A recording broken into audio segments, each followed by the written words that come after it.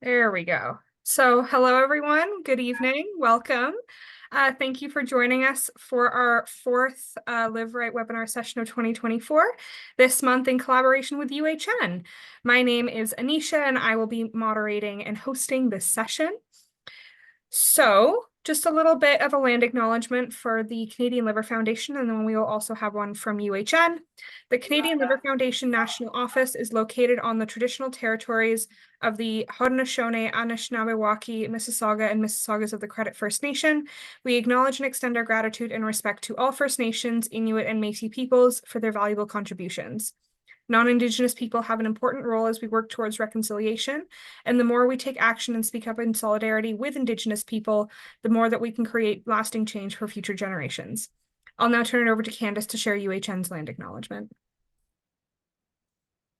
Thank you. My name's Candace, and I am a white settler with my family coming from Ireland and Scotland. And today we would like to acknowledge that the sacred land in which we're meeting on at UHN Center for Living Organ Donation is the traditional territory of many nations, including Mississaugas of the Credit, the Anishinaabe, the Chippewa, the Haudenosaunee, and Wendat peoples, and is now home to many diverse First Nation, Inuit, and Métis people. We also acknowledge that Toronto is covered by Treaty 13, signed with the Mississaugas of the Credit, and the Williams Treaty, signed with multiple Mississaugas and Chippewa bands. This territory is covered by the Dish with One Spoon Wampum Belt Covenant, an agreement between the Anishinaabe and Haudenosaunee allied nations to peacefully share and care for the lands around the Great Lakes. We recognize and deeply appreciate the history and connection to these lands and the enduring presence, knowledge, and philosophies of Indigenous people living here today. We acknowledge the continuing accomplishments and contributions Indigenous people make in shaping and strengthening our communities. We have a responsibility as beneficiaries to commit to acknowledging and understanding the history and current experiences of First Nation, Inuit, and Métis people, and for the understanding to inform the work that we do at UHN so that first, we can stop perpetuating the damages of colonization, and second, to begin to repair them.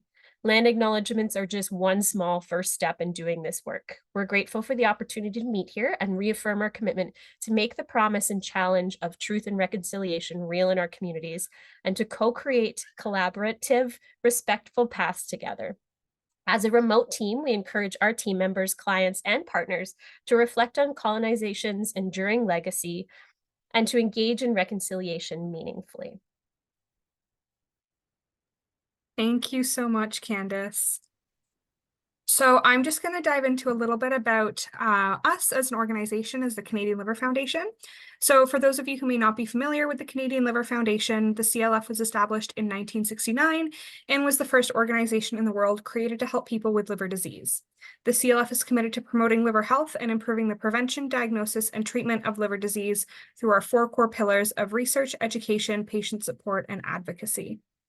So the CLF has rebranded our webinars to our new Live Right brand, encompassing more of our support and education services.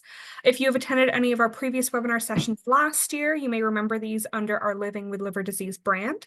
But even with our new name, our educational services have been around for more than 25 years and continues to serve as an important supportive educational tool for both patients and caregivers, as well as for people looking to learn more about liver health. So today's program agenda is to find an opportunity to increase community-based learning about liver disease and the importance of liver health. And we will be looking at finding a living liver donor today. So our agenda looks at a little bit of an introduction of our speakers. We'll have a quick poll, presentations, another quick poll to get everyone's feedback at the end, and then a Q&A discussion following the presentation. So today's presenters are Candace and Afsana. Just before we get into things, I will let everyone know that there is a recording happening. So the session is being recorded and it will be available on both UHN channels and on the Canadian Liver Foundation's channels as well in the coming days. So before we get into the details of today's first presentation, I wanted to do a quick poll with our audience today. And this is really just an easy way for you to share your knowledge, ideas, and feedback with us. So a few brief poll questions will pop up on your screen. Some of these will also be included in the poll at the end. We thank you for participating and we hope that you're able to answer all of our questions today. And if you have any trouble, please put any concerns or confusion that you might have in the chat. I'll be giving about 2 minutes for everyone to complete this.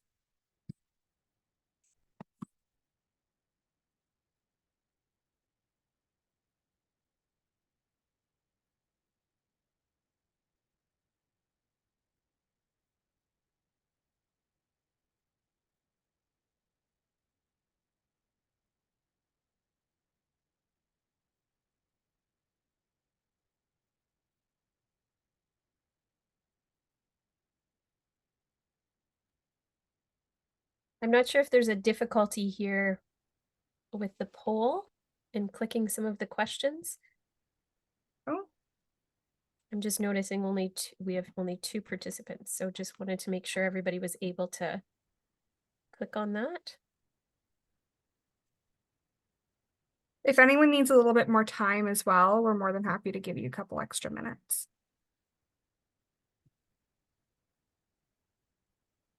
There are all French ones at the bottom, so if anyone's confused, they're in English and in French. Oh, we're getting some more answers. That's great. I need a little extra time from someone in the chat here. Okay, no problem. We can give you a little extra time.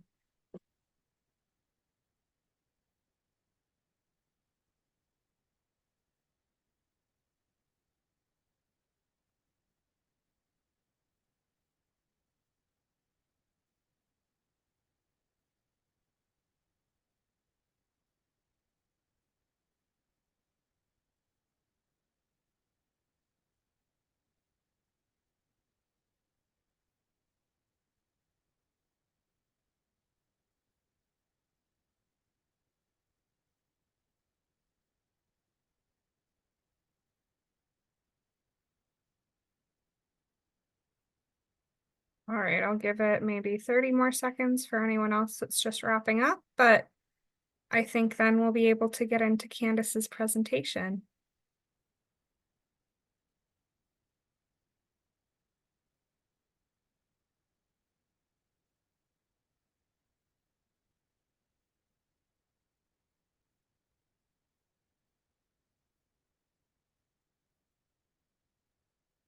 All right, I'm going to end it there. And I am going to introduce our first speaker, Candace Coughlin, right? Coughlin? Coughlin, yeah. Coughlin. Close enough. Sorry about that. Candace Coughlin from UHN's Ajmera Transplant Center to share a little bit more about the process of finding a living liver donor. So Candace is a driven professional with over 14 years experience of direct work in healthcare and nonprofit organizations. Candace is the education and outreach coordinator at UHN Center for Living Organ Donation, where she guides patients, families, and potential donors through their transplant journeys, pre, during, and post. Her professional life is blended with her personal experience, and Candace is a kidney transplant recipient who is a crash start onto hemodialysis. She performed peritoneal dialysis for 15 months until her mother stepped forward to be her kidney donor. Candace has grown a great passion for helping people advocate for themselves and loved ones to receive the best quality healthcare they deserve. Candace has been able to use her academic and professional training with her personal lived experience to help others living with chronic disease. In 2021, she and her husband welcomed a healthy baby girl, and she likes to say her mother gave her life twice, the ability to create it. Candace, over to you.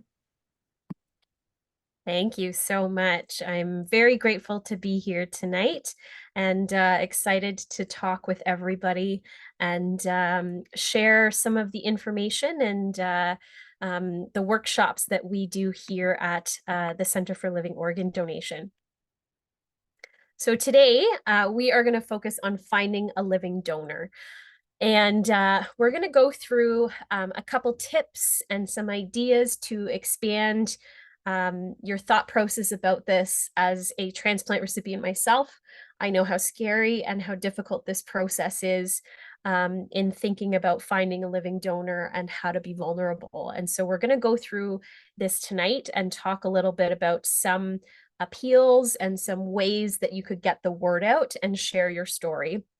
And then I'm extremely excited for you to get to hear from Afsana as well, who found a living liver donor through a social media campaign. So she's going to tell you a little bit more about her story later.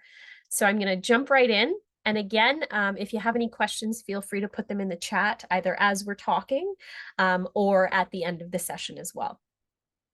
The Center for Living Organ Donation was created by UHN Transplant in 2018 to improve access to living organ donation for people who need a life-saving kidney or liver transplant and those who want to give that transformative gift of life. We have an info line and an email that you can reach out to us anytime. We do webinars, so we do a weekly webinar about different topics, and then we do special topic series like this one in the evenings generally. We have a volunteer program. We also have education for patients and families, as well as community outreach. For today, we're going to talk about what we need before we get started in sharing our journey. We're going to talk about how to find your living donor, so how to write the appeal, whether it's an email message that you're sending or a conversation you're going to have with somebody, or to go large and to share publicly on social media or with traditional news outlets. Deciding where to share, what to write, and how to launch that campaign. We're going to have some tips in there about things to keep in mind, and then we're going to provide you further resources as well. So after this webinar is finished, you're going to get an email with a whole bunch of resources and information so that you can look through those, and feel free to reach out to us as well if you have any questions throughout. So likely you have talked about living donation with your team, but we always like to focus on the benefits of living donation. We have that question a lot is, well, why don't I just wait for a deceased donor? And one of the biggest benefits of living donation is that there's a shorter wait time for transplant. So we know right now in Ontario, there's over 230 people waiting for a liver transplant, and that wait can be quite long. So a living donor can step forward. They can generally be worked up in a couple short months if they are eligible to be a donor and compatible. They can be worked up quite quickly. The surgery can be planned, so we know exactly when it's happening versus having a call in the middle of the night or when you're away on vacation. And generally, donors livers from living donors provide faster recovery and better outcomes for us recipients. It reduces the risk of getting sicker or dying while waiting for a transplant, and it reduces the risk of missing that opportunity for a transplant. So like I talked about, when we're not well, we sleep a lot. We may miss that call because you're sleeping. You may be on vacation somewhere else and miss that call. There's many reasons why that call may be missed. So having a planned transplant surgery, we know exactly when it's going to happen and we can prepare for it. Many people ask who can be a living donor. Basically anyone, we say. So anyone who is deemed eligible. So it does not have to be a blood relative or someone within your family. It can be friends, family, coworkers, community members, anyone really. And most living organ donors in Canada are actually not biologically related to the recipient. Which a lot of people are quite shocked about generally. Most people think that it has to be a blood match in regards to a biological related person, sorry. So you're most likely to find your living donors within your extended network, and public appeals can help. So we're going to talk about that. The criteria for living organ donors is different than for blood donors. So a person who's not eligible to donate blood may still be able to be a living organ donor. And again, the donor does not need to be a relative or same ethnicity. And as you can see in this graph here, about 57% of living donors were unrelated to the recipient between the years of 2010 and 2019. So that's quite a large group of people who are not related. When we ask donors why they did it, why they donated, many people have a connection to transplant. They want to help or do something meaningful. They appreciate their own good health and they want to save a life and give that gift of life. A lot of people have a connection to the recipient as well. So they're motivated to help their family member and save their life. They know that if they were ill, their parent would do that for them as well. Many people want grandparents around for their children, so they want to donate to their parents, and they'd be heartbroken over a potential loss of a loved one. So the big question on everyone's mind, how do you find a living donor? The first step in this process is to share your story. Be open and vulnerable with the people who are around you. Let your family and friends know that living donation is the best pathway to transplant. You're not asking for a donor when you share your story. Your ask is simply to share your story and to share your journey. Identify family members or friends who can help spread the word on your behalf so that you don't have to do all of the work. And then consider media or social media carefully, and we're going to talk about that later. We know that not everybody can be a living donor. So when we're thinking about sharing our story, when we're thinking about how to find a living donor, finding a champion is actually often more important. These champions are people who are going to support you through your journey. We know that starting the conversation is incredibly hard. I know personally how difficult it was to talk about my journey with kidney disease and kidney failure and dialysis, and I often didn't want to talk to people about it at all. I didn't want to be labeled the sick one, which I often was within my work circles, or my parents' friends would often refer to me as that. And, you want to be seen as who you are and not your disease. So being vulnerable can be really hard. And these champions can be that emotional support for us as recipients. They can start the conversation for us. They can talk about living donation and spread that awareness to a larger network. And it really takes the pressure off of us as potential recipients to focus on our health while somebody else helps to share our story. Champions can be people who are comfortable sharing your journey, who are good writers, who are good at social media, who are comfortable talking to large groups of people. They may have media connections, or they may be comfortable with picking up the phone and randomly calling a newsroom or speaking within your community. There are many ways to get the message out, and we're going to talk about a few of them today. Of course, the first one is always conversations, having one-on-one talks with people that you know, talking to your loved ones, chatting over coffee, sending an email out. You can craft the email beforehand, so it's a little bit easier than maybe sitting down with people that you know and having to talk face to face. There's blogs and newsletters, social media, faith group announcements, and then traditional media like newspapers, radio, and television. Now, we include these at the bottom because everybody always asks.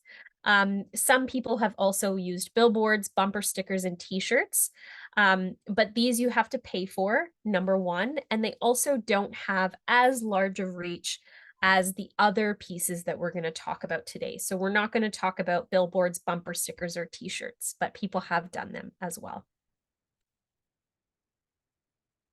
So before we get started in writing our appeal, we're going to call it tonight, there are several things that we need to make sure that we have before we get started. So we need to make sure that you or your loved one is on the transplant list and that they're eligible for a living donor. So there may be reasons why somebody is eligible for a transplant, but not eligible for a living donor. And then also that their transplant center has cleared them to do a public appeal as well. For liver, we need to know the blood types that the living donor can be. So as you can see in the top right there, there's a compatibility chart.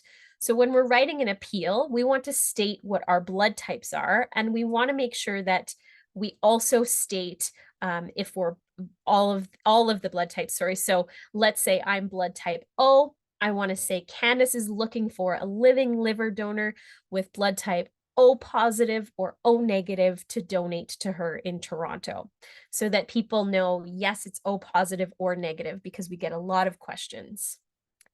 how the transplant center wants to be contacted with questions from potential donors. So at UHN, the center is the hub for that. So we answer all of the questions for the potential donors that they may have. We connect them with potential mentors if they would like to speak to somebody, and we make sure that we're available to talk to these donors who are interested. And then how to apply to your transplant center to be a living donor. So if somebody steps forward to be a living donor and they want to do that, how do they apply? And at UHN, there is an online health history form that those donors will fill out, and that's how they're going to apply. So to write our public appeal, we're going to do three things. We're going to put our story down on paper. We're going to collect information for potential donors, and then we're going to create our pitch, we're going to call it. So when we start putting our story down on paper, we're going to think about, who is this person who needs the transplant? Is it yourself or is it someone else? Who are they? So what are their hobbies? Who do they enjoy spending time with? What do they like to do? And how has their life changed since their health started to decline? What's something they're looking forward to after transplant? And all of these things can be within a couple sentences. For myself, I'm the person who needed the transplant. So when my family started talking about my journey, we said, Candace is a 24-year-old university student who was finishing her fourth year university when she was a crash start onto dialysis with an unknown cause of her kidney failure. She enjoys swimming and biking and playing hockey. She enjoys spending time with her young nephews and swimming with them. And since her diagnosis and my health started to decline, because of my dialysis catheters, I haven't been able to swim with my nephews, which is one of my most favorite things to do. And that's one thing that I was looking forward to doing after transplant. I didn't have a lot of energy, so I wasn't able to be as physical as prior to that. I napped a lot. Sometimes I would take a shower and have to sleep after my shower because I was so exhausted. And my diet changed completely as well when I was on a renal diet. So I was really looking forward to eating some chili and some chocolate cake post-transplant. I also really wanted to travel with my husband. And when I was on dialysis, it was not a possibility to lug all of my equipment that way.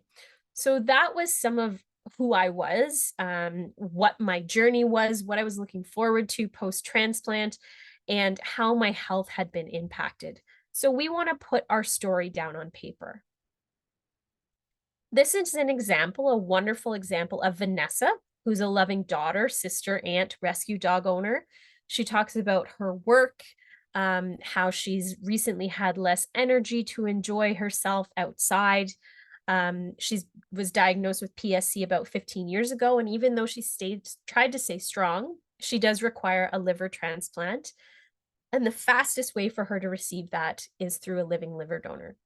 Despite the fact that she's exhausted most days, she's hopeful that a living donor will step forward. So this is a wonderful example of who Vanessa is. But what we're missing is that information for potential donors. So they may look at Vanessa's story and feel something in their heart that they want to step forward and see if they can be a donor, but they don't know anything else about this. They don't know where to go or who to ask questions for. So we want to collect all of that critical information for living donor applicants. We want to make sure that we have the recipient's blood type and compatible blood types, the age range for donors. So for liver donors, it's 16 to 60. And we include that because many times, depending on the age of the recipient as well, people will see themselves in you. So we want to make sure that donors who are excited and are hoping to be a donor know that age range, so they don't step forward with hopes of being a donor and then being turned away. What hospital the candidate is listed at, the surgery details. So an interesting example is that the liver grows back generally within within 8 to 12 weeks. The person who donates up to sometimes 70% of their liver will have a full-size liver back in about 3 months, which is remarkable. How do they apply? So a link to that application and where they can find out more information about living donations. So you include our contact information on there as well. So this is an example of what that information would look like. As you can see, she puts right at the top, Vanessa needs a living liver donor with blood type O positive or O negative to donate to her in Toronto. Then she goes on to talk about how the liver is an incredible organ, how Toronto General has performed over 1,000 living liver donor surgeries, and the survival rate for donors is 100%. It talks about how they don't need to be blood relatives. A healthy person between the ages of 16 and 60 can donate. And then if you're interested in applying, please go to and complete the health history form. So right there, they can click on that link as they've read this and know exactly what they need to do. If you have questions about liver donation, you can contact the center and then they include our phone number and our email address. So this here is an example of the information that people want to know as potential donors. But as we know, information just about who Vanessa is or information just about who a donor could be isn't quite complete. So what we want to do is put it all together. So we always say, don't bury the lead. So state what you're looking for in the first few sentences. Once the reader has that crucial information, we continue on to the intended recipient story. So who you are, excuse me.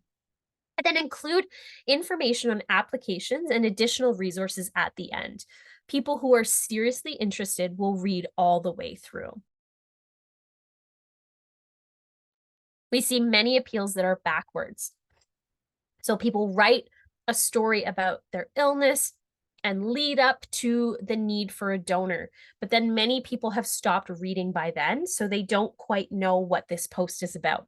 So we want to make sure that right off the bat, we're telling them who we are and what our need is, exactly what that lead sentence will be. So this is an example of an appeal that this person has given us consent to share. Oops, sorry.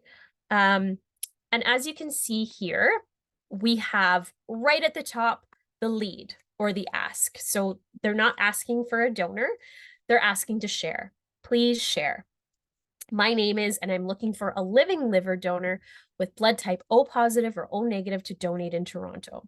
So right off the bat, we know exactly what this person is writing about, whether it's a social media appeal or an email that this is being put in. And then as you can see, they go through the process of talking about who can donate. And then we hear a little bit about this person. So we hear about the fact that they don't have a lot of family in Canada, that they're waiting on the deceased donor list, but there's not enough organs for people who need them. They talk about growing up in the GTA. They talk about what they loved to do when they were a child, but being sick keeps them from being that active. So now they enjoy watching cold case files. Post-transplant, my ambition is to finish school and work in the justice system. So that is, a little bit of insight into who they are, what their needs are. They have this amazing statement here. I need somebody brave and generous enough to give the gift of life. And then after that, they include all of the application and resources at the end. Because like we said, people who are serious enough about reading about this, who are interested, are going to read all the way to the bottom to see how they can apply. We include the link to the health history form. We also include our contact information. If anybody has questions, they can reach out directly to UHN. So these are a couple examples of some appeals that have been done. As you can see at the very top of all of these, it asks to share. So all of these people were looking for a living liver donor. And all of them reached out to the community throughout Facebook. So Pam was a nurse who contracted hepatitis C through an accidental patient needle stick at a local hospital. And she reached out to the nursing community. And a lot of nurses went out of their way to share her story and talk about this and really champion Pam's story, as well as Wes, Wes was a really big cyclist. So he connected with a lot of cyclists, and they were really big in sharing his story as well. And then baby Eliza is another story that you may have heard about in the news, but I'm also looking for a liver donor. And as you can see in all of these, the commonality is the first thing we're reading is please share. Um, in the title, we know exactly what this person needs. Help Pam find a living liver donor. Help Wes find a living liver donor. Help Eliza find a living liver donor. We know exactly from the post as well as the photo that this person needs a living liver donor. And then you can also see that in the photo, it shows the blood type as well. O positive, O negative, B positive, B negative. So all of these pieces of information are there, and we know exactly what this person is looking for without having to read too much information. So once we have our appeal written, we want to decide where we're going to share it. So we're going to brainstorm our networks and expand our circle. Often we think of our inner circle. So we may think, oh, I only have a brother and my parents and 2 or 3 friends within my connections and community that would be donors. But really, we have an inner circle, we have an outer circle. So those could be our neighbors, our coworkers, groups that we're part of, faith groups, affiliations. And then we also have the public, and that's where we may think about social media or traditional media. Involve your family and friends. So again, tell your family and friends that living donation is the best pathway to transplant, and see if there's a family member or friend who would be willing to be your champion. This is a little activity that we've done a couple times, and I'm going to leave this with you. If you're interested in doing this, you will get this in the follow-up email. What we do is we time ourselves for 100 seconds, and we go through this list of 100 people, and we write down names.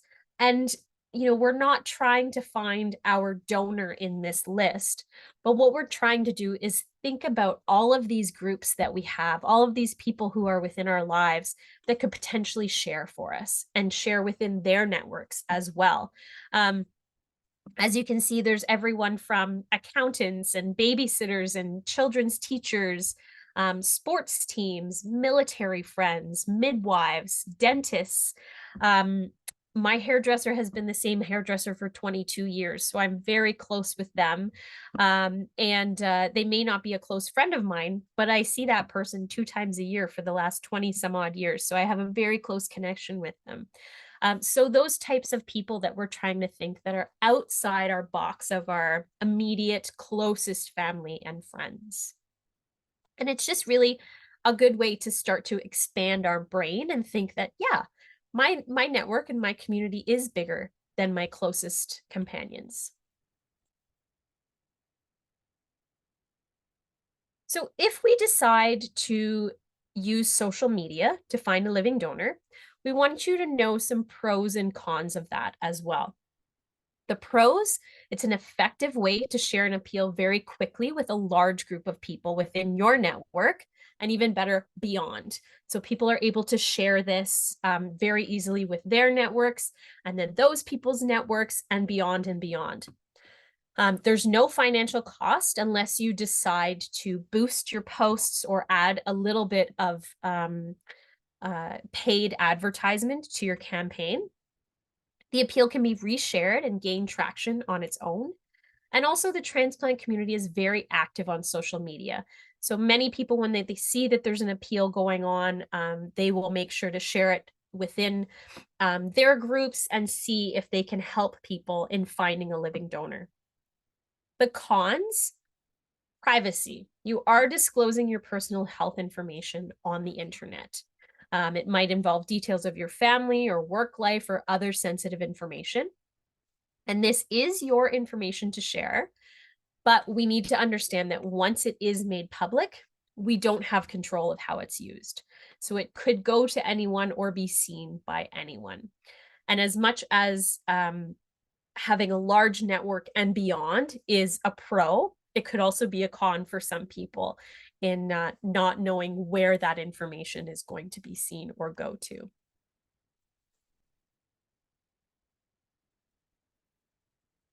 No matter where we choose to share, we always want to remember consent.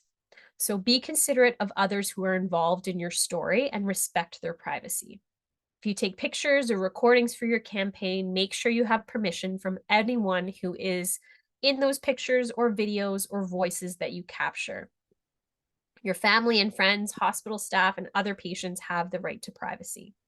So make sure you get consent before you post a picture or a piece or a story about them as well. And then if you receive a donation from an anonymous living donor or a deceased donor, we ask that you refrain from sharing the specific time and date of your surgery.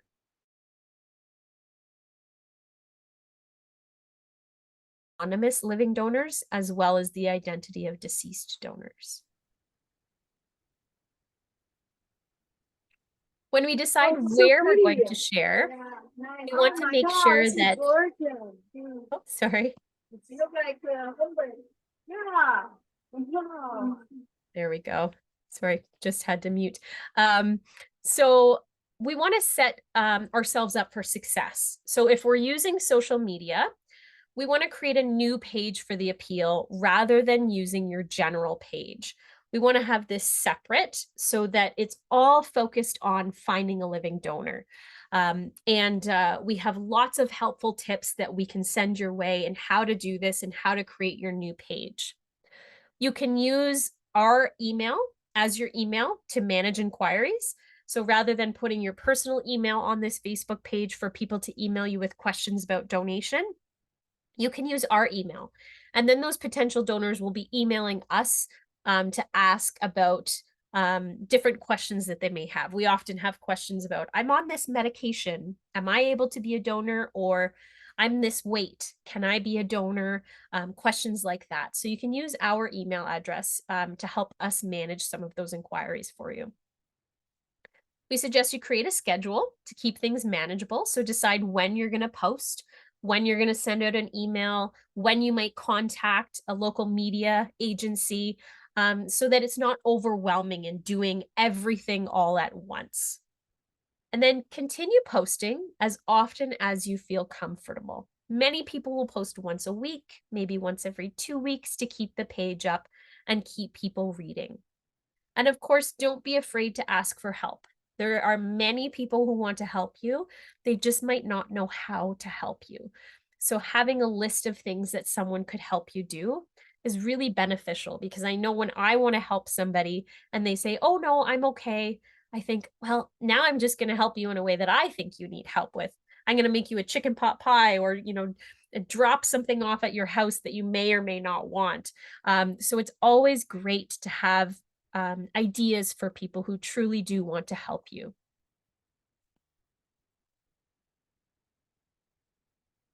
So once we have our campaign written, once we know where we're going to share, we're going to launch it. We're going to get our story out there. We're going to stay positive and keep sharing. We're going to suggest other ways for people to help. Not everyone can be a living donor, but everyone can share your story and champion your cause. So again, people may say, I can't be your donor, but is there something I can do? Yes, you can share my story. You can talk to people within the community, and you can be a champion for me, because that's really what I need. I need more people to know about my journey and my need to find a living donor. A few things to keep in mind. Potential donors can learn more and ask questions by reaching out to us at the Center for Living Organ Donation. Unless you are a medical professional, we do not give medical advice about the application or the donor criteria. So again, someone might reach out to you and say, do you know if I can donate because I'm on this medication? Refer them to us and we can answer all of those questions. The donor assessment will determine if it's safe for a potential donor to donate. So they will go through a very vigorous screening process, and they'll discuss the risks with the donors.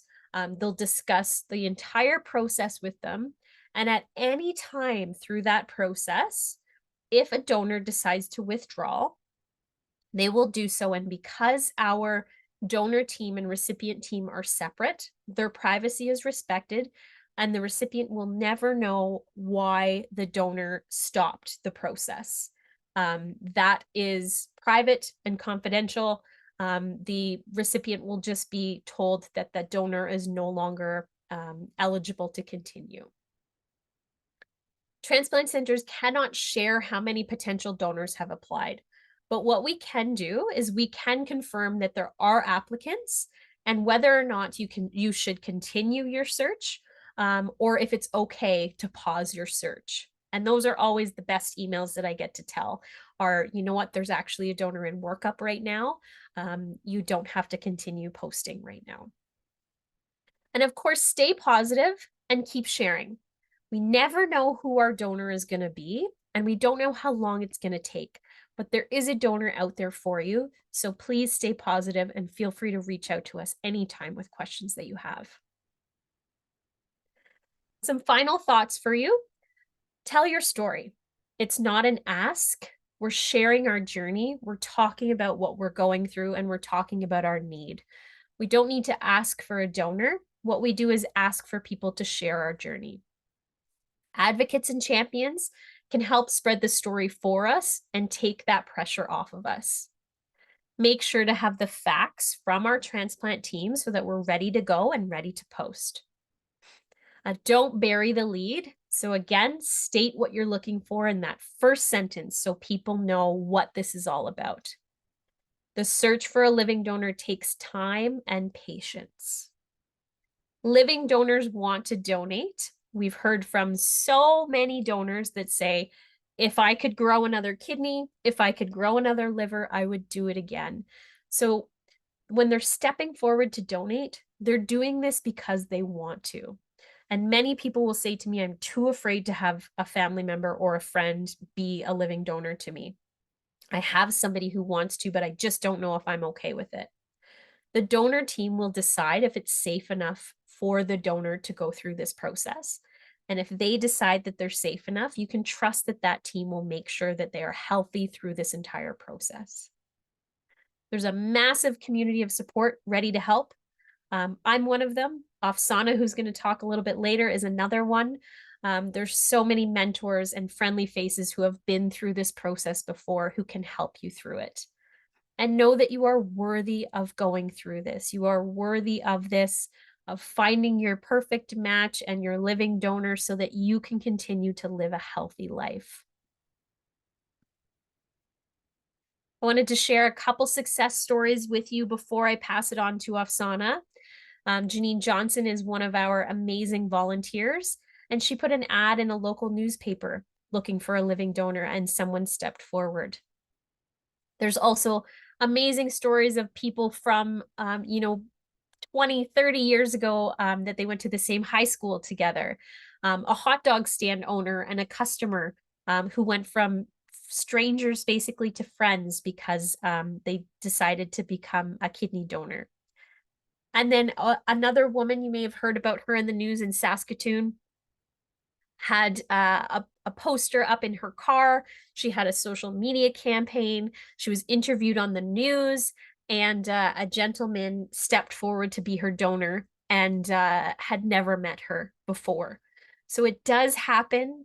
You never know who your donor is going to be. Just make sure that you continue sharing your journey so that other people can learn about it. After this webinar, excuse me, I'll share with you a few resources. So we have Finding a Living Donor templates that will help you complete your story. You can take a look at them, put your information in them, and follow that template. We have social media and public appeals information pages. We have an online resource library. We're on social media, and we also have a Living Transplant podcast that has lots of great episodes, including one from Afsana. We do education sessions every Tuesday of the month at noon. There's one for potential kidney donors, finding a living donor, financial support for living donors, information for potential liver donors, and also caregiver information session the fourth Wednesday of every month. All of these are free. They're all on the website that you registered to be part of tonight on as well. We have our Great Actions Leave a Mark campaign as well. This campaign was launched about 2 years ago, and Afsana was also part of this wonderful campaign. All of these people have either received transplants from living donors or have donated a kidney or a portion of their liver to save someone's life. So if you'd like to take a look at some of these stories, they're all on greatactions.ca. And they're also great material for sharing on social media. So if you're trying to think of a post after you've done your initial post, people love sharing stories of living donors from this website as well. They're beautiful videos. We also have a Center for Living Organ Donation YouTube channel, and there's a whole playlist on finding a living donor. So you can go on there. You can pull some stories from there as well, all about information about living donors and things like that. We also have an African, Caribbean, and Black organ health YouTube channel, which has a show called The Green Table Talk, where Janine Johnson, who's that kidney transplant recipient who found her donor through the newspaper article, sits down with people and talks about their journey. And there's all different perspectives. They're absolutely wonderful. And then lastly, this is our information, which I'll provide to all of you as well. Again, our phone number, our email address, we're on social media. And if you want to take a look at manuals or other resources, you can visit uhnTransplant.ca or bit.ly/TX library, and all of our information is on there as well. So I'm going to stop sharing there and I'm going to pass it back. And if anybody has any questions, you can feel free to either post them in the chat, or I think are we going to move on to Afsana, or do we have time for questions? Okay, perfect. So first we'll move on to We'll move on to Afsana, and then we'll have our little poll at the end, and then we'll get into our Q&A. Perfect. Okay. All right. Okay, perfect.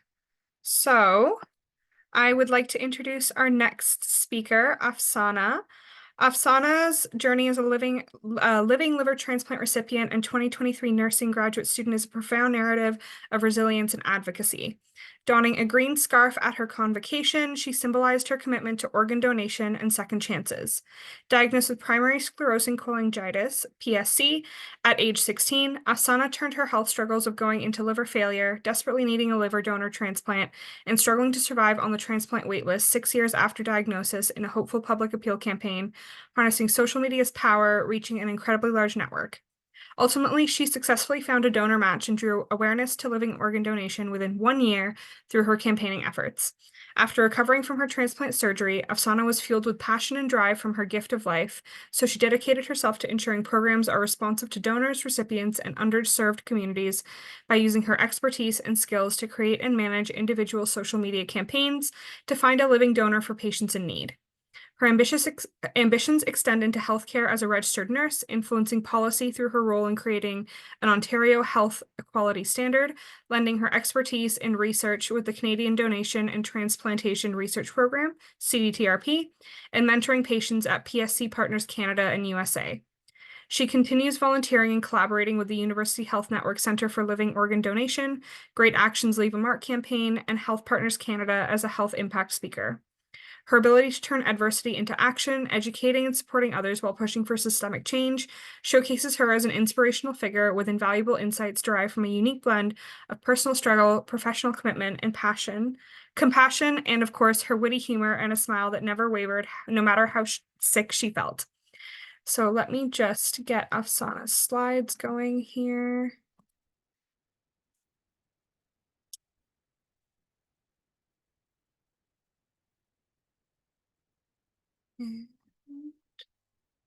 I will let Afsana take this away. Perfect. Thank you so much for the lovely introduction and for having me here today.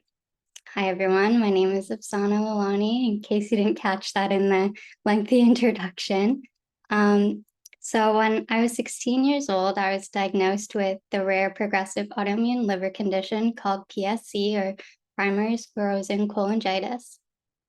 I was told PSC had no cure and was given an approximate life expectancy of only 15 years. It was through symptoms of abdominal pain and extreme exhaustion and abnormal liver enzymes in my blood work, and many MRIs and procedures that brought me to my diagnosis. As I transitioned out of high school and into university, my liver disease continued to progress. Unfortunately, as I mentioned, PSC doesn't have a cure, but there was the eventual possibility of undergoing a liver transplant if my liver did fail. Each year, I felt more and more sick. Can we go back a slide, please? Thanks. Each year, I felt more and more sick with reoccurring liver infections and other complications until I deteriorated to the point of liver failure. I was living alone at that point, and my quality of life went down drastically because of my health impacts.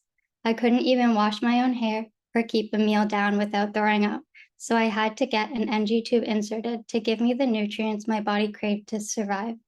Next slide. 5 to 6 years after my diagnosis, not the 15 years I was told, my symptoms of liver disease were so bad that I was dying and in need of a new liver to save my life. My mindset was very focus on your goals. You're not going to die. There's going to be something on the other side where I will get that transplant, or these symptoms will relieve themselves one way or another. At first, I was worried because I didn't have anyone in my family who was a blood type match for me, so I couldn't ask them to be my donor. But my medical team said I should rely on a living donor, so that's exactly what I did. Next slide. I created a social media campaign on Facebook asking the general public if they could, out of the kindness of their hearts, consider or find out what their blood type is, and that was enough for me. It was hard for me to put myself out there to the world like that and post my personal health journey on social media. I didn't want to tell everyone, and I didn't feel like it was something I needed to do right then and there. I felt really nervous, and I definitely didn't want the attention or the sympathy either. These uneasy feelings eventually passed because I gave it no attention or space in my mind or my life, knowing that this was the best shot I had to survive. Next slide. In times like these, I found it helpful to lean on people in my corner supporting me, like my family and my friends, PSC partners, and the staff at UHN. They were all amazing to me in my turbulent emotions, so I do give them a lot of credit for being behind me in those moments. Then, once I had the confidence, I hit that post button and launched the start of my campaign or public appeal. My post ended up reaching a lot of people around the world, and the count numbers were so high, I was shocked at the community around me that was willing to support me. I recognized people from my religious community, nursing school friends, ice hockey community. They were all sharing and helping spread my post far and wide. I even had a few friends share on their social media platforms that I didn't have, like Twitter, for example. One of my nursing school friends had 1K followers on her Twitter account, and don't ask me how. I have no idea, but she was willing to share my post, and ultimately that broadened my campaign even more. It felt like a really big hug reading over all the comments and seeing the likes on the post. Some friends and family also texted and called me to wish me well. With such a positive outpour in response from that initial post, all of my worries slowly began to wash away. So I decided to continue posting monthly updates about my health and daily life to keep viewers up to date on my search for a donor. I will admit it was hard to sit tight and be patient while waiting for months on end without hearing any news of a match from the transplant team. But I was still hopeful and had faith in my team and the healthcare system. However, when I reached months 7 and 8 of waiting, I felt extremely sick and began to lose some of that hope. Luckily, 9 months after the launch of my campaign, I finally got that call and a donor match had been found for me, and the surgery was booked. I knew there was that someone out there who was going to help me, and there will be that other side I was waiting for. Next slide. So I underwent a liver transplant surgery 2.5 years ago now. My energy and perspective on life has been replenished, making me feel more alive and capable of chasing after, but also achieving the goals I once dreamt about when I didn't know if I even had a future. Next slide. I finally got to graduate from Toronto Metropolitan University and become a fully licensed registered nurse to give back to the healthcare system and to live my life to the fullest. I can now go to the gym, do yoga, and experience what food tastes like in a way that I never could before when I was sick. More importantly, I can now spend even more time with the people I love who supported me through my health journey, whether that be my friends or family. When thinking about my anonymous donor, it's really hard for me to find the right words because the words that always come to mind don't really match how I truly feel. I can say how grateful I am and how amazing they are for saving my life and thank them a million times over and over, but that would not be enough for me to give to them because they gave me my life, and that's so much more than just saying thank you.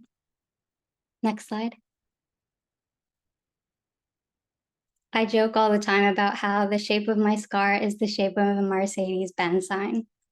And I kind of like it. I thought maybe this would help me persuade my parents to get me a Benz. You know, I was 16 when I was diagnosed, so it was such a dream, but it didn't work. Nevertheless, I love my scar, and it is what's going to make me unique, and it's what's making me stand out as a person in this world and day and age.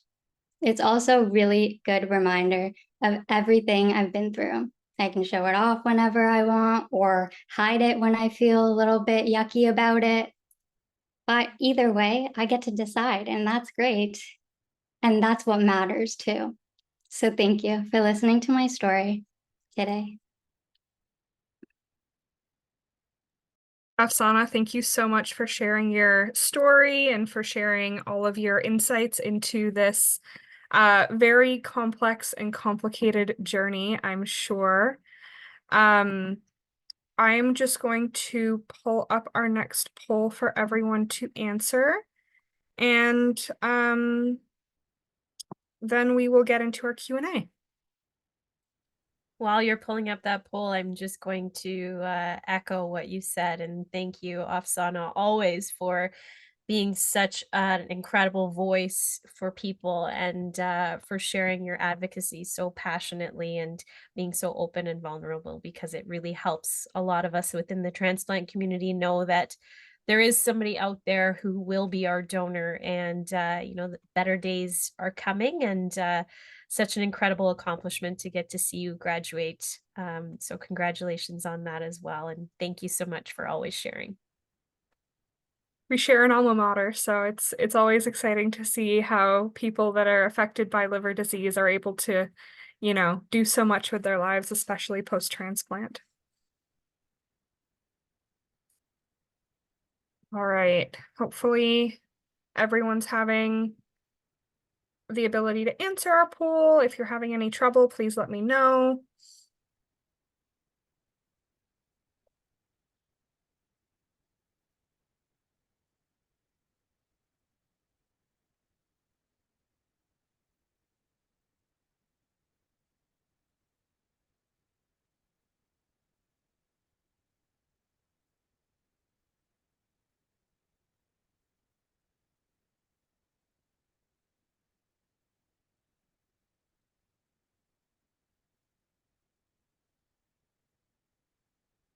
So I'm hoping at the end of tonight, we've changed your opinion a little bit about your comfortability with talking about living donation, learning about living donation. You may not be ready to share your journey yet, but hopefully you feel a little bit more confident in knowing a couple steps to take in sharing that journey, and knowing that there are people out there just like you who have gone through this, who have shared their journey and have found donors that way as well.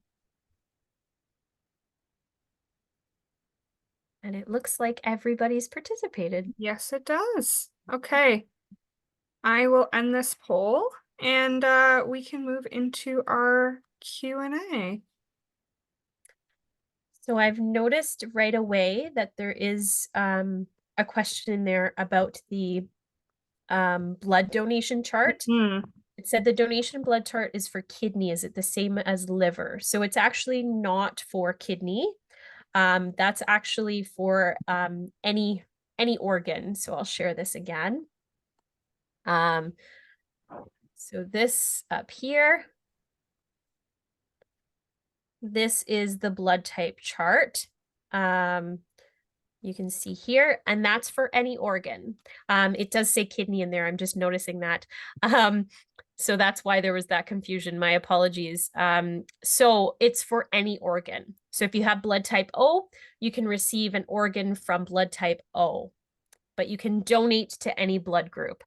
And if you have blood type AB, you can receive an organ from any blood type, but you can only receive from AB. And that's why you'll often see the people who are waiting the longest for transplants are the people who have blood type O, because you can only receive from that blood type. But my apologies with that typo that it says kidney. This is for any organ, all of the blood type compatibilities there.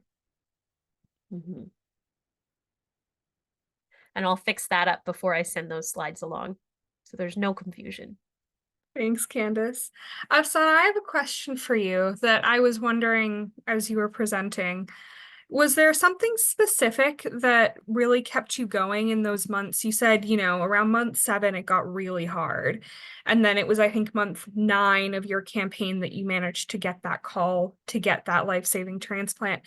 Was there something that really helped to keep you going in that interim period that, you know, during that really hard time? Yeah, of course. I'm such a huge person in terms of visualization and setting goals. So I try to set daily goals for myself, and I split my days in half. So morning, early afternoon, evening, and night, so that I can make 2 goals per day. And as long as I got those 2 goals done in a day, I felt accomplished.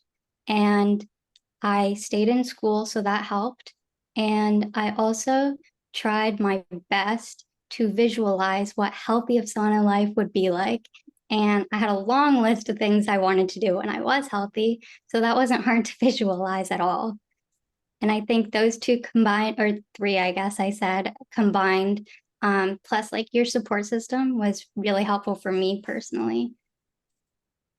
That's fantastic. That's really fantastic to hear. I'm glad that, you know, goal setting and visualizing helped so much. And I'm sure that other people might find those tools useful as well. Candace, I noticed that there's a comment in the chat. If you're O positive, you can only get an O positive donation. Is it O positive or O positive and O negative?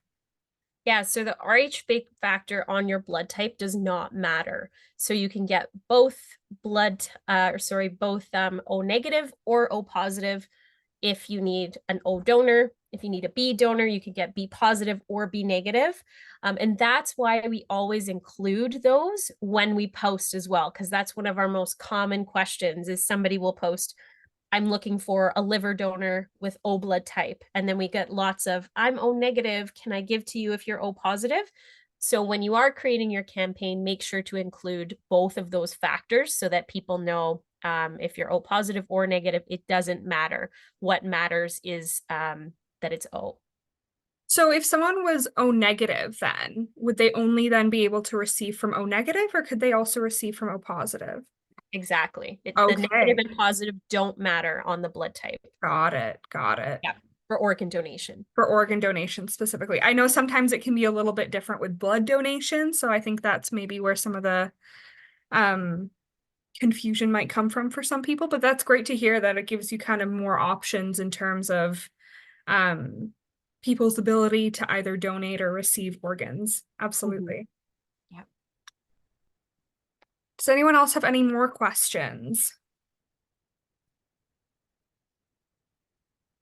One question that I always get from people when I share some of Afsana's story, and when we've shared the video as well, is Afsana, I'm wondering if you can talk a little bit about having a social media page for that long period of time.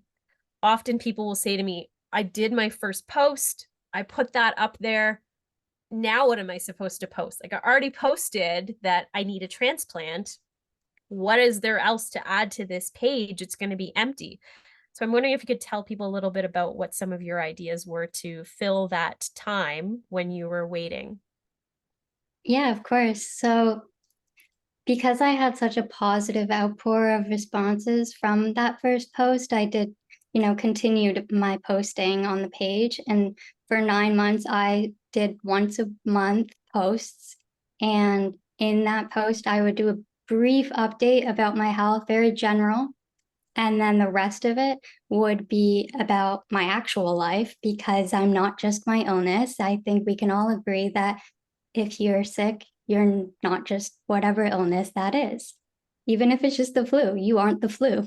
So I think that, like, I would say something like, oh, I went and did blood work this week at the hospital, and everything looks, like it's on trend for how bad my health is. But that's okay, because we're working people up in testing and I'm still waiting. I made sure to include what I'm still looking for, because that, like, part is important to continuously repeat to your audience so it's ingrained in everyone's brains. And then after that, I would just fill the rest of the post with, oh, today I went for a walk, if that's all I was able to do. But last week, I was able to go to the park and I made it all the way down the hiking trail, and that was great for me. But then this week, I didn't feel like I could do that. So I only walked down the street and back. The end. Then I would say, like, my little line of gratitude. Thanks so much for, liking and sharing. Please continue. And that would be it. And then rinse and repeat. Amazing. That's Mhm. great. That's awesome. It goes to show how, just reminding people of what you're looking for can be so effective, because people have that in like the back of their mind, but then, life happens and, people are scrolling on so many different kinds of social media, and so they might forget to have that top of mind. So getting those regular posts, and I can imagine, is really key. We do have a question from Yolanda. I currently live in a province that does not have a living donor program. Is it possible to participate in the living donor program in Ontario? Yes, so we have many people who come to Ontario with their living donor. So you would need to ask your hepatologist to refer you to the UHN Living Donor Program, especially if you have a potential living donor, and they can walk you through that process. UHN does living liver transplants from all across Canada. That's fantastic. That's really great news. I know that, there are some people, living in certain provinces like maybe Saskatchewan or Manitoba, or even, in some of our Atlantic provinces or even the territories that might not have the same access to these transplant programs in terms of proximity that, someone living in Ontario or Alberta, British Columbia, even Nova Scotia might have. So, it's really great. Oh, that's great that your donor was out of province, Afsana. So, yeah, I can imagine that having access to these programs just through a referral can be super, super helpful. Stella has asked, what does recovery look like after surgery for a liver donor? And are there any updates on lab-grown organs for transplantation? So we have a whole webinar about living liver donation from the donor perspective. And that's on our Eventbrite page as well. Same thing that you registered for tonight. Recovery is a little bit longer than a living kidney donor. So generally, on average, people are in the hospital for about a week You need to stay close by UHN post donation, because you'll have a lot of blood work and urine tests and scans done. They will manage your pain, but of course you are donating a large portion of your organ, right? So it is a painful, but what I've been told, painful but manageable, and some people have said painful but enjoyable process because of what you're doing. So the team will stay on top of your pain and make sure that you're comfortable. On average, most liver donors go back to work, depending on what they do, around that 6 to 8 week mark. Some are a little bit later, closer to that 3-month mark. But you will be followed by the transplant team. They'll be in very close connection with you throughout that process. And again, because the donors go through such a vigorous workup process, they are healthy people. They know what their recovery is going to look like. And they're able to monitor and make sure that everything is looking good before they let you leave the hospital.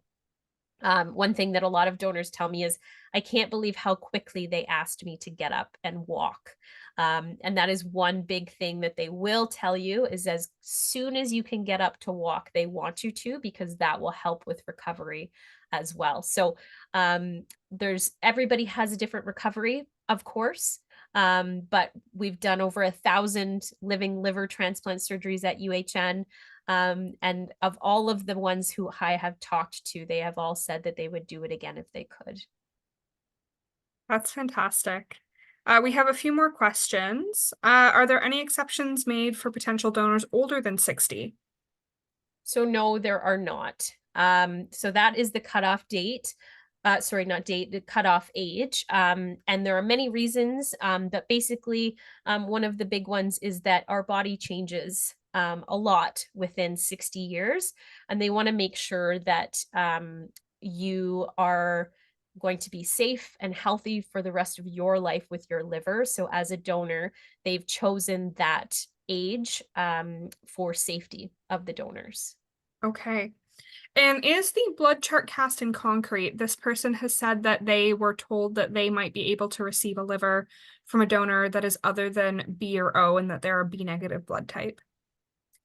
Yeah, so we have had donors that are blood type incompatible, and there is something very scientific and specific that is done for non-compatible blood types. So if you do have a potential donor who's not the same blood type, you can speak to your physician about that.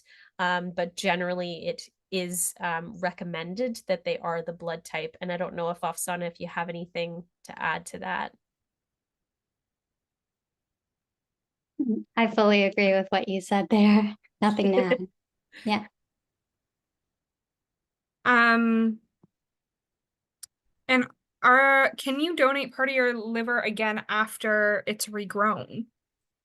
So if you could, we would have a lot of triple, quadruple, 5-time liver donors, I'm sure, who are our volunteers, but unfortunately you cannot. So what is donated is the large lobe of your liver. And so that lobe doesn't regrow. What grows is the remaining lobe that you have. That grows to compensate for the loss of the other lobe. So you no longer have 2 lobes of your liver. You now just have the 1 lobe that has grown to compensate for that size. So unfortunately, they won't allow people to be double donors of liver, but we've had many, many people say, I want to do that again, which is amazing. Afsana, have you heard of anyone that was looking to maybe donate again after they'd already donated? To be honest, I've heard it from a couple of liver donors. They all just want to get back in there because it's such an amazing feeling to give, I think, on their side of things. I wouldn't know because I'm not a donor, but I think that they would all want to do it in a heartbeat if they could. And I personally received about 64% of my donor's liver, and I Very know she would do specific. it again. Yeah, yeah. That's That's one fantastic. very cool part, right? They Yeah. tell you the percentage of the liver that you've received, which is pretty neat. A lot of people donate up to 70% of their liver and again, Huge fully chunk. regenerate their liver within those 3 months, which is amazing. Wow. And Afsana, how long did your liver regeneration process take? Do you know? It was done even before the 3 month mark. I would say around 2 months it was full size for me. But I like tried to keep healthy during those 2 months and physically active and eating well. Those are all very important parts. It's almost like a recipe for success, I would say. Absolutely. Absolutely. And then one last question, and then I think we'll wrap up our Q&A portion. Are there any costs involved to the donor in donation? So there are no costs in regards to the actual donation and the process. So everything is covered by OHIP. If somebody's from out of province, it's the provincial coverage, healthcare coverage. However, there are some out-of-pocket costs that donors may incur. And examples of that are you're going to be coming to the hospital to do your appointments. You're going to be driving there or taking different modes of transportation. Let's say you park at the hospital. We all know parking is not free at hospitals. Meals while you're going through this testing process. Some people are coming from quite far, so they may need to take a flight and stay overnight. And then also for donors, we have them stay close to Toronto General after the surgery as well. So you need to have some kind of accommodation to be able to stay close to the hospital post-transplant. And so there are out-of-pocket costs involved in the donation process. However, there is a couple reimbursement programs in Ontario that, oh, thanks. Afsana has just put the Prelod brochure in the chat. So in Ontario, it's called Prelod. There is a program in each province. So each province has a different program. And there is a maximum allowance for donors. It's around $6,000 and it covers all of those costs. So meals, accommodation, transportation, as well as costs for caregivers. So if you're a living donor and you want to bring a caregiver with you, all of those costs, the caregiver also has an allotted amount as well. So to have this, to be able to receive this reimbursement, you do need to keep receipts. So they ask that you keep receipts for mileage, for plane tickets, for Uber rides, for anything like that. The only thing you don't need receipts for are meals, similar with the caregivers. And then depending on where you're living, if you're living in Northern Ontario, there is also a Northern Ontario travel grant that supports living donors. And then we at UHN specifically have a partnership with Hope Air. And Hope Air supports living donors to go through this process to cover expenses that may be above and beyond Prelod. So we know if you're coming from out of province, if you're coming from out of country, there's far more expenses than, let's say, if you live downtown Toronto to go through this process. The coverage is for all of the testing process and the post-donation process up to a year. This is covered for both people who go through the transplant surgery, so go through all of the assessments and are approved to donate, and also people who go through the assessment but don't donate. So even if you aren't able to go through the process and finish and donate your organ, you still are able to get compensation from any of the out-of-pocket costs you had through all of that testing process that you went through. So we do have a webinar on our Tuesdays at noon that you can register for on Eventbrite, and we go over all of the expenses that are covered, how to cover it, what that process looks like, and then also the Northern Ontario Travel Grant and Hope Air supports as well. Amazing. Afsana, I don't know if you found that there were people that maybe would have donated but found that some of those costs were maybe prohibitive. Maybe they didn't know about any of these programs. Did you find that was the case at all? Yeah, I have, but usually when I run a campaign for a patient in need or for my own campaign, I've put in the pre-lawed information for people to know that it's available to them. And I also explain that there's an amount that you can apply for, but that's the limit for it. And you Right. can apply anytime you want. You just got to keep your receipts and get it in. And the application page is on their website. So it's very like self-explanatory with all the instructions on it. And once people do know about it, they're so grateful. But it's usually the number one question. Will I get paid, or will I have someone helping me with all of these costs? Because it is something to factor in if you have like a family and you need to take time off work. That's really hard to like deal with one income or none. So I make sure everybody knows about that fact for sure. Yeah, I can imagine that that would be something that might Mhm. give people pause before donating if they're not familiar with all the programs in place. Mhm. So, Another thing with that yeah, program is there is financial support while people are off work as well. So it's not just that they are covered for those out-of-pocket expenses. They will support financial needs, and that's not just for working people as well. So if you own your own business as well, but also if you are a stay-at-home parent, there are also allotments for stay-at-home parents as well if you're not a working person, yeah, in the traditional sense. wonderful. So with that, I will conclude today's session. I'd like to take this time to thank our speakers for their fantastic contributions throughout their presentations and the Q&A. As mentioned, the session will be available on CLF channels as well as on UHN channels in the next few days. And keep an eye out for our upcoming sessions throughout the year. Our next session is in June, in collaboration with Obesity Canada, where we will focus on the overlap of liver disease and obesity. And more information on these sessions will be available at the start of each month. So if you don't see any information posted yet, or there's minimal information, do check back in a couple of weeks. They're probably just finalizing some of those details. So thank you all for attending today's session. Should you have any additional questions, you can feel free to reach out to me.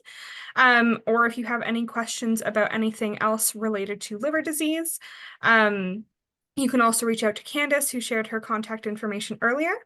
And if you want to stay up to date on anything else liver health related, please contact us via social media or via our emails, or at clf@liver.ca as well. Thank you, everyone, and have a great evening. Thank you so much.